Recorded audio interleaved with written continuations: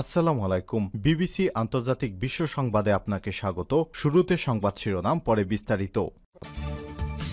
বাংলাদেশের সর্বশেষ গুরুত্বপূর্ণ আপডেট সংবাদে আপনাকে স্বাগত। শুরুতে সংবাদ শিরোনাম, পরে বিস্তারিত। প্রথমেই জানাবো, রাজধানীতে 7 কলেজ শিক্ষার্থীদের বিক্ষোভ। রাজধানীর সরকারি 7 কলেজকে নিয়ে প্রস্তাবিত ঢাকা সেন্ট্রাল ইউনিভার্সিটির অধ্যাদেশ প্রকাশের দাবিতে শিক্ষার্থীরা বিক্ষোভ করছেন। আজ রাজধানী সায়েন্স ল্যাব এলাকায় বিক্ষোভ মিছিল ও শান্তিপূর্ণ অবস্থান কর্মসূচি পালন করেছেন শিক্ষার্থীরা। গত কয়েকদিন ধরে অবস্থান কর্মসূচি সফল করতে ক্যাম্পগুলোতে পোস্টারিং, ব্যানার প্রস্তুতি ও প্রচারণা চালায় শিক্ষার্থীরা। এরপর জানাবো, জুলাই ঘোষণাপত্রে পরিপূর্ণ অভাব রয়ে গেছে বললেন আক্তার হোসেন। আমরা জুলাই ঘোষণাপত্র পেলাম যেখানে পরিপূর্ণতার অভাব রয়ে গেছে বলে মন্তব্য করেছেন জাতীয় নাগরিক পার্টি এনসিপির সদস্য সচিব আক্তার হোসেন। আজ নাগরিক পার্টি এনসিপির কেন্দ্রীয় কার্যালয়ে এক সংবাদ সম্মেলনে জুলাই ঘোষণাপত্র এবং প্রধান উপদেষ্টার ভাষণ নিয়ে প্রতিক্রিয়া জানাতে গিয়ে এ কথা বলেছেন তিনি। এদিকে জুলাই সনদের ভিত্তিতেই নির্বাচন চায় জামাত। জাতীয় সংসদ নির্বাচন জুলাই সনদের ভিত্তিতে হতে হবে বলে দাবি জানিয়েছে বাংলাদেশ জামাত ইসলাম। একই সঙ্গে ফেব্রুয়ারিতে সংসদ নির্বাচনকে ইতিবাচক হিসেবে দেখছে সংগঠনটি। এদিকে জাতীয় পার্টির নতুন মোড়, ভারপ্রাপ্ত চেয়ারম্যান হলেন আনিসুল ইসলাম। জাতীয় পার্টির সিনিয়র কো চেয়ারম্যান আনিসুল ইসলাম মাহমুদকে দলের ভারপ্রাপ্ত চেয়ারম্যান হিসেবে নতুন মেরুকরণ করা হয়েছে। দ্বাদশ জাতীয় সংসদ নির্বাচনের পর থেকে জিএম কাদের যাদের বহিষ্কার করেছিলেন তাদের সবার বহিষ্কার আদেশ প্রত্যাহার করে শপথে পুনর্বহাল করার সিদ্ধান্ত নেওয়া হয়েছে। এবং সর্বশেষ জানাবো, বিএনপিকে নেতৃত্বশূন্য করতে ধ্বংস করতে চেয়েছিল আওয়ামী লীগ বললেন মির্জা ফখরুল। বিএনপির মহাসচিব মির্জা ফখরুল ইসলাম আলমগীর বলেছেন, বিএনপিকে নেতৃত্বশূন্য করে ধ্বংস করতে চেয়েছিল আওয়ামী লীগ। দীর্ঘ 16 বছর দেশের মানুষ এক ভয়াবহ ফ্যাসিস্ট সরকারের বিরুদ্ধে লড়াই করেছে, সংগ্রাম করেছে, প্রাণ দিয়েছে, শহীদ হয়েছে, আহত হয়েছে, গুম খুন হয়েছে। গণতন্ত্র উদ্ধারের জন্য ফ্যাসিস্ট হাসিনা সরকার পরিকল্পিতভাবে এদেশের মানুষের ভোটাধিকার কেড়ে নিয়েছে। প্রিয় দর্শক, এতক্ষণ শুনছিলেন সংবাদ শিরোনাম, এবারে বিস্তারিত। তবে তার আগে বন্ধুরা, অনুরোধ থাকবে সংবাদটিতে একটি লাইক দিন। এই চ্যানেলে আপনি নতুন হয়ে থাকলে আমাদের সংবাদটি দেখতে দেখতে চ্যানেলটি সাবস্ক্রাইব করে রাখুন। কমেন্ট করে বন্ধুরা আপনার মূল্যবান মতামত জানিয়ে দিন আপনি বিশ্বের কোন দেশ থেকে বা বাংলাদেশের কোন স্থান থেকে আমাদের সংবাদটি দেখছেন এবং শুনছেন। আর বন্ধুরা, এই সংবাদটি আপনার সোশ্যাল মিডিয়া ফেসবুকে শেয়ার করে বন্ধুদেরও দেখার সুযোগ করে দিন। আর বন্ধুরা, কমেন্ট করে জানিয়ে দিন আপনি বাংলাদেশের কোন জায়গা থেকে আমাদের সংবাদটি দেখছেন এবং শুনছেন। এবারে বিস্তারিত। রাজধানীতে 7 কলেজের শিক্ষার্থীদের বিক্ষোভ। রাজধানীর সরকারি 7 কলেজকে নিয়ে প্রস্তাবিত ঢাকা সেন্ট্রাল ইউনিভার্সিটির অধ্যাদেশ প্রকাশের দাবিতে শিক্ষার্থীরা বিক্ষোভ করছেন। আজ রাজধানীর সায়েন্স ল্যাব এলাকায় বিক্ষোভ মিছিল ও শান্তিপূর্ণ অবস্থান কর্মসূচি পালন করেন শিক্ষার্থীরা। গত কয়েকদিন ধরে এই অবস্থান কর্মসূচি সফল করতে ক্যাম্পাসগুলিতে পোস্টারিং, ব্যানার প্রস্তুতি, প্রচারণা চালান শিক্ষার্থীরা বলছেন, অধিভুক্ত একটি বৈষম্যমূলক ও অবমাননাকর শব্দ।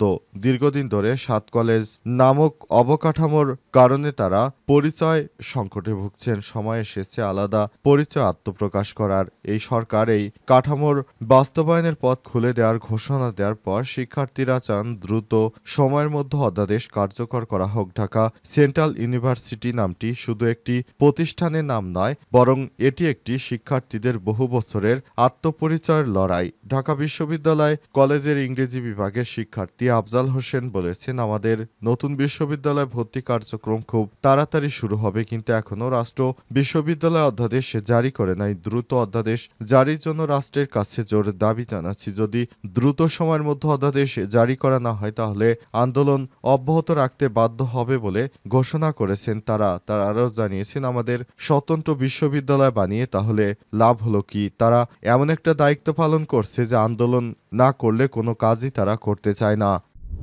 জুলাই ঘোষণাপত্রে পরিপূর্ণতার অভাব রয়ে গেল বললেন আক্তার হোসেন। আমরা জুলাই ঘোষণাপত্র পেলাম যেখানে পরিপূর্ণতার অভাব রয়ে গেল বলে মন্তব্য করেছেন জাতীয় নাগরিক পার্টি এনসিপির সদস্য সচিব আক্তার হোসেন। আজ জাতীয় নাগরিক পার্টি এনসিপির কেন্দ্র কার্যালয়ে এক সংবাদ সম্মেলনে জুলাই ঘোষণাপত্র প্রধান উপদেষ্টার ভাষণ নিয়ে প্রতিক্রিয়া জানাতে গিয়ে সব কথা বলেছেন তারা। আক্তার হোসেন বলেছেন, জুলাই ঘোষণাপত্র পাঠের উদ্যোগকে স্বাগত জানাই, তবে জুলাই ঘোষণাপত্র ঘোষণাপত্রের মধ্যে কিছু বিবাদ রয়ে গেল। এটা পরিপূর্ণতা পায়নি। ঘোষণাপত্রে আরও পরিপূর্ণতা পাওয়ার জন্য আমরা কিছু বিষয়ে সরকারের কাছে আবেদন করেছিলাম, তবে সেগুলো অন্তর্ভুক্ত করা হয়নি। তিনি আরও বলেন, জুলাই ঘোষণাপত্রে ৪৭কে উল্লেখ করা হয়নি। শহীদের সংখ্যা কম দেখানো হয়েছে, প্রায় ১,০০০ বলা হয়েছে, তবে জাতিসংঘের রিপোর্টে ১,৪০০ এর উপরে রয়েছে। সরকার প্রকৃত নিহতের সংখ্যা সরকার নির্ণয় করতে ব্যর্থ হয়েছে, এটা ঘোষণাপত্রের মাধ্যমে প্রকাশ পায়। এই এনসিপি নেতা আরও বলেছেন, পিলখানা হত্যাকাণ্ড, শাপলা চত্বর হত্যাকাণ্ড, ২০১৮ সালের কোটা সংস্কার আন্দোলন, মোদি বিরোধী আন্দোলন ও ভ্যাট কমানোর আন্দোলনের মতো গুরুত্বপূর্ণ ঘটনাগুলো সুনির্দিষ্ট উল্লেখ করা উচিত ছিল বলে আমরা মনে করি। এর আগে মঙ্গলবার রাজধানীর মানিক মিয়া অ্যাভিনিউতে ৩৬ জুলাই উদযাপন শীর্ষক অনুষ্ঠানে জুলাই ঘোষণাপত্র পাঠ করেন অন্তর্বর্তীকালীন সরকার, কিন্তু শিক্ষার্থীদের মনের মতো করে সেই সনদটি হয়নি বলে তারা অভিযোগ করেছে। সনদটি শুধুমাত্র বিএনপির মনোপূর্ত হয়েছে এমনটা জানা যাচ্ছিল বিভিন্ন মাধ্যম থেকে। জুলাই সনদের ভিত্তিতে নির্বাচন চায় জামাত। জাতীয় সংসদ নির্বাচন জুলাই সনদের ভিত্তিতে হতে হবে বলে দাবি করেছে জামাত ইসলাম। তারা বলেছে, আমরা যে কারণে এই জুলাই আন্দোলন সংগঠিত করেছি, যে কারণে আমাদের এতদিনের প্রত্যাশা, সেটিকে বাদ দিয়ে আমরা নির্বাচনে অংশগ্রহণ করতে পারি না। জামাত ইসলামের পক্ষ থেকে আরও জানানো হয়েছে, জুলাই আন্দোলনের ফসল হচ্ছে শেখ হাসিনার পদত্যাগ। সুতরাং এই জুলাই আন্দোলনের ভিত্তিতেই হতে হবে আগামীর নির্বাচন। তা না হলে আমরা নতুন করে এই ধরনের কোনো কর্মকাণ্ড পরিচালিত করতে দিতে পারি না। জামাত ইসলামের নেতৃত্ববৃন্দ আরও জানিয়েছেন, আমরা এমন একটি রক্ষণশীল সমাজ ব্যবস্থা চেয়েছি যেটা শেখ হাসিনার সময় করতে দেওয়া হয়নি, কিন্তু বাংলাদেশ জামাত ইসলাম চায় জুলাই সনদের ভিত্তিতে একটি ঐতিহাসিক জাতীয় নির্বাচন, যে নির্বাচনের মাধ্যমে তাদের সমস্ত দাবিদার, জনগণের সমস্ত দাবিদার প্রতিফলন হতে পারে বলে মন্তব্য করা হয়েছে। অন্তর্বর্তীকালীন সরকারের প্রধান উপদেষ্টা প্রফেসর ডক্টর মোহাম্মদ ইউনূসের নেতৃত্বে বাংলাদেশ যেভাবে পরিচালিত হচ্ছে, এরই ধারাবাহিকতায় জুলাই গণ অভ্যুত্থানের বিষয়টিকে খুবই গুরুত্বপূর্ণ উল্লেখ করে জামাত ইসলামের পক্ষ থেকে জানানো হয়েছে, এই জুলাই সংগঠিত হয়েছে বলে আপনারা আজ নির্বাচনের স্বপ্ন দেখতে পেরেছেন। সুতরাং জুলাই সনদের ভিত্তিতে আমাদেরকে জাতীয় নির্বাচন দিতে হবে। তা না হলে জামাত ইসলাম যে পিআর পদ্ধতি বা অন্যান্য যে পদ্ধতি চেয়েছে, এগুলো যদি পূরণ না করা হয়, তাহলে আমরা এই ধরনের কর্মকাণ্ড কখনোই মেনে নেব না।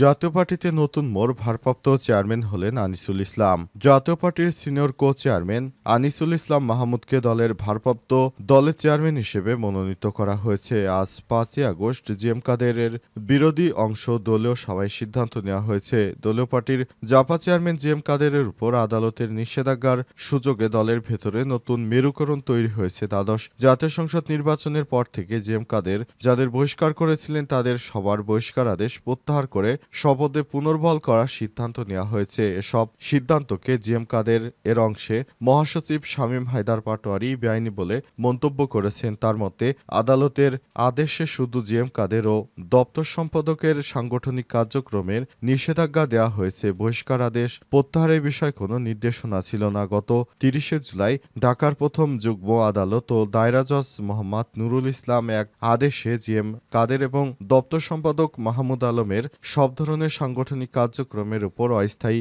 নিষেধাজ্ঞা জারির আদেশ করেন। এই আদেশের পরিপ্রেক্ষিতে আনিসুল ইসলাম মাহমুদ ও তার অনুসারীরা গুলশানে এক সভায় মিলিত হন। সভা শেষে পাঠানো এক সংবাদ বিজ্ঞপ্তিতে জানানো হয়, আদালতের বিধিনিষেধ থাকায় জিএম কাদের কাউকে ভারপ্রাপ্ত চেয়ারম্যান মনোনীত করতে পারছেন না। ফলে গঠনতন্ত্রের বিধান অনুযায়ী সিনিয়র কো চেয়ারম্যান হিসেবে আনিসুল ইসলাম মাহমুদকে ভারপ্রাপ্ত চেয়ারম্যানের দায়িত্ব পালন করতে দেওয়া হয়েছে। একই সঙ্গে জিএম কাদেরের বহিষ্কার আদেশ আদালতের আদেশে অকার্যকর হয়ে গেছে বলে দাবি করেছেন তারা। নতুন করে কে চেয়ারম্যান হবে, এই দ্বন্দ্ব থেকে মূলত এ সমস্যার সমাধান করা হয়েছে।